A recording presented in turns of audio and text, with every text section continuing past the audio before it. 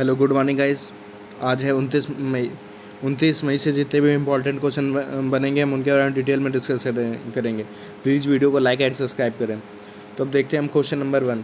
हाल ही में किस राज्य ने निवेश को आकर्षित कर खेल गतिविधियों को बढ़ावा देने के लिए खेल उद्योग दर्जा दिया गया है?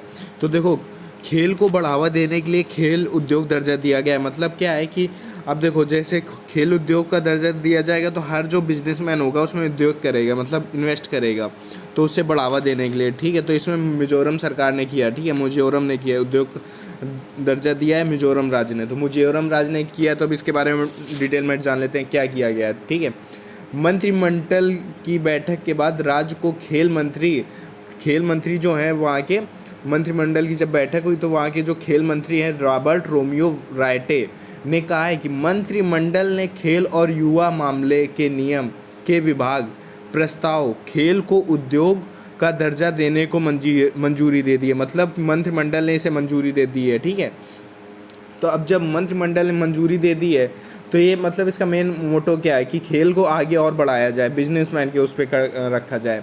तो खेल मंत्री रॉबर्ट रोमियो रायटे ने इस फैसलों को ऐतिहासिक और अभूतपूर्व करार देते हुए कहा है, मतलब जो रोमियो रायटे ने इस फैसले को ऐतिहासिक और अभूतपूर्व करार देते हुए कहा है कि इससे राज्य और उससे जुड़े विभिन्न क्षेत्रों में रायटे ने बोला है कि इससे राज्य और उससे जुड़े विभिन्न क्षेत्रों में बड़े पैमाने पर विकास की शुरुआत होगी, अच्छे से विकास होगा, मतलब बड़े पैमाने पर होगा। उन्होंने कहा कि खेलों की समग्र विकास के प्रति राज्यों को प्रतिद्वंद्विता को दर्शाता है।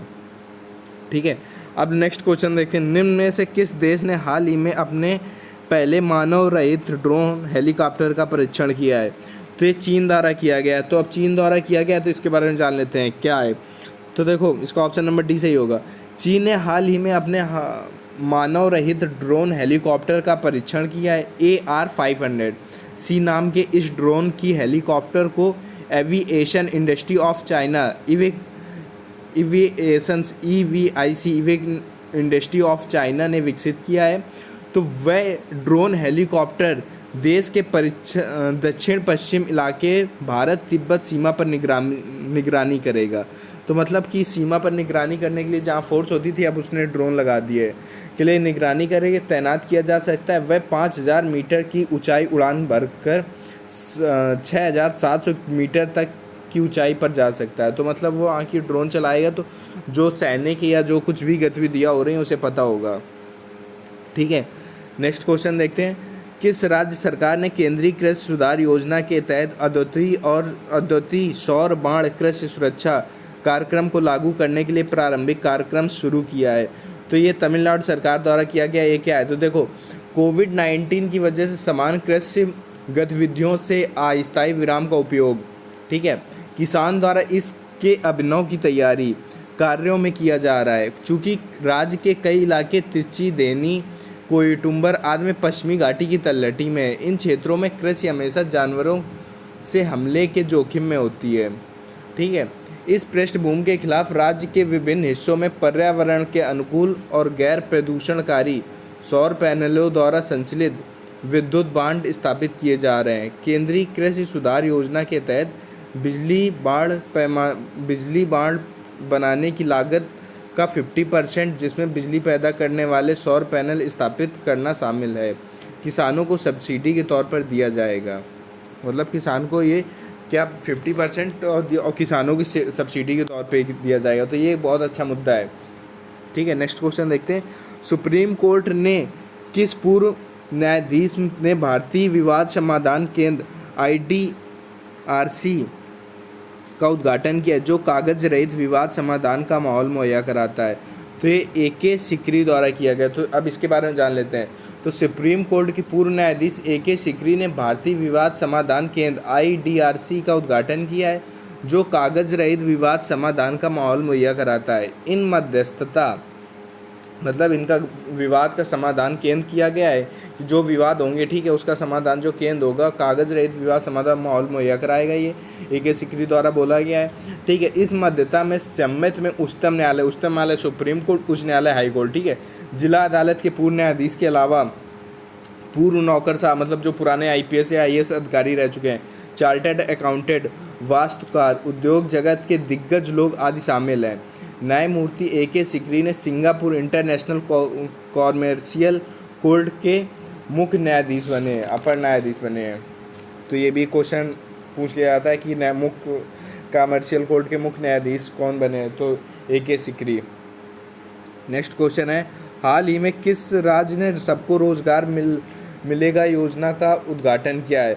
तो ये मध्य प्रदेश सरकार द्वारा किया गया। तो देखो, मध्य प्रदेश के जो हमारे सीएम हैं शिवराज सिंह चौहान, इसके पहले कमलनाथ थे जो चुनाव में, मतलब इसी चुनाव में, लेकिन लोकतंत्र की जो पूर्ण सीटें ना होने की वजह से, पूरी सीटें नहीं होने, कांग्रेस के कुछ नेता आ गए बीजेपी में, तो उससे पूर्ण मतलब जो बीजेपी के पास सीटें ज़्यादा हो गई, कांग्रेस के पास कम, तो बीजेपी ने अपनी वहाँ सरकार बना ली। ठीक है, तो मध्य प्रदेश के मुख्यमंत्री हो गए। फिर शिवराज सिंह चौहान ने वीडियो कॉन्फ्रेंसिंग के माध्यम से सबको रोज़गार मिलेगा, मतलब वीडियो कॉन्फ्रेंस किया, उस बताया कि सबको रोज़गार मिलेगा योजना का उद्घाटन किया है। ठीक है, इस योजना के तहत मजदूरों को मनरेगा जॉब कार्ड वितरित किया जाएगा। योजना चालू की है, इससे देखो मनरेगा जॉब कार्ड दिया जाएगा। ठीक है, प्रवासी जो मजदूर पहले बाहर काम करते थे, अब वो गांव जहां मतलब रह रहा है गांव में काम करेगा, तो वो एक विकास भी कर पाएगा, उसे मतलब अच्छे से रह पाएगा।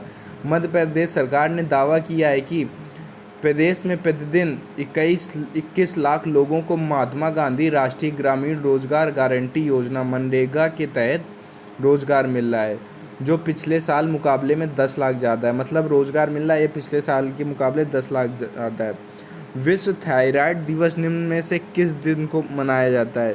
तो विश्व जो थायराइड दिवस है वो 25 मई को मनाया जाता है। थायराइड स्वास्थ्य के बारे में जागरूकता फैलाने, रोगों के उपचार के बारे में शिक्षित करने के लिए मनाया जाता है। ठीक है, हर साल 25 मई को विश्व थायराइड दिवस मनाया जाता है। यह बीमारी थायराइड ग्रंथ बढ़ाने की वजह से होती है। थायराइड ग्रंथ को ज़्यादा या कम मात्रा में हार्मोन बढ़ने या थायराइड की समस्या उत्पन्न होती है।